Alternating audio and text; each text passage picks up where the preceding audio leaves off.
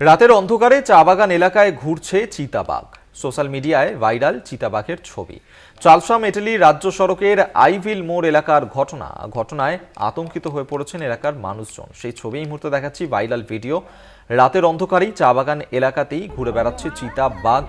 চালসা মেটেলি রাজ্য সড়কের আইভিল মোড় এলাকার এই ঘটনায় আতঙ্কিত হয়ে পড়েন এলাকার মানুষজন।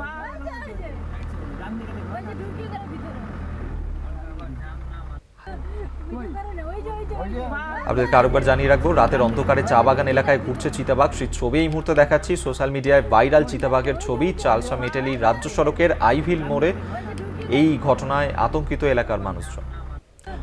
কৌস্তব আমাদের সঙ্গে টেলিফোনে রয়েছেন প্রতিনিধি, আরো বিস্তারিত জানবো। কৌস্তব, চিতাবাঘ তাকে কি বন দফতর এখন পর্যন্ত ধরতে পেরেছে? না দেখো অভিক, এখনো কিন্তু সেই চিতাবাঘকে ধরা সম্ভব হয়নি। তবে বন দপ্তরের তরফ থেকে যদি জানানো হয়েছে, যদি আবেদন করা হয় তবে কিন্তু চিতাবাঘ ধরতে তারা খাঁচা পাতবেন। তবে একটা বিষয় তোমাকে বলে রাখবো যে এই যে রাস্তাটা মেটেলির থেকে চালসা থেকে মেটেলি গ্রামে যে রাজ্য সড়ক, তার এক পাশে কিন্তু রয়েছে চাপড়ামারির জঙ্গল এবং অন্য পাশে রয়েছে বিভিন্ন চা বাগান। কাজেই ডুয়ার্সের যে বিভিন্ন চা বাগানগুলি রয়েছে, সেই চা বাগানগুলি কিন্তু কার্যত চিতাবাঘের একটা আস্তানা বলা চলে।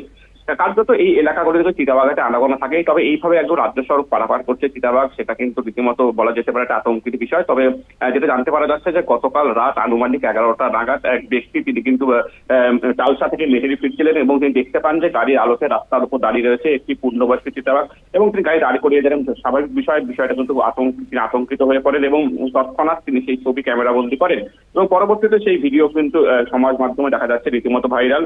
তবে একটা বিষয় তোমাকে জানিয়ে রাখবো, ইন্ডং মোড় যে এলাকা রয়েছে তার আশপাশ দিয়ে কিন্তু এর আগেও একাধিকবার চিতাবাঘ খবর আমরা পেয়েছিলাম এবং বিভিন্ন এলাকায় চা বাগান এলাকায় কিন্তু চিতাবাঘ খাঁচাবন্দি হয়েছে। কার্যত এই চা বাগানগুলি কিন্তু চিতাবাঘ নিজেদের জন্য সব থেকে সেফ বলে মনে করে এবং সেখানেই তার আস্তানা গাড়ে। বন দপ্তরের তরফ থেকে বরাবর যেটা বলা হয়, রাতের বেলা এই সমস্ত এলাকাটি যাতায়াত করার ক্ষেত্রে সাবধানতা অবলম্বন করা এবং পাশাপাশি পর্যাপ্ত পরিমাণ আলো নিয়ে রাস্তাঘাটে চলাচল করার জন্য বলা হয়েছে।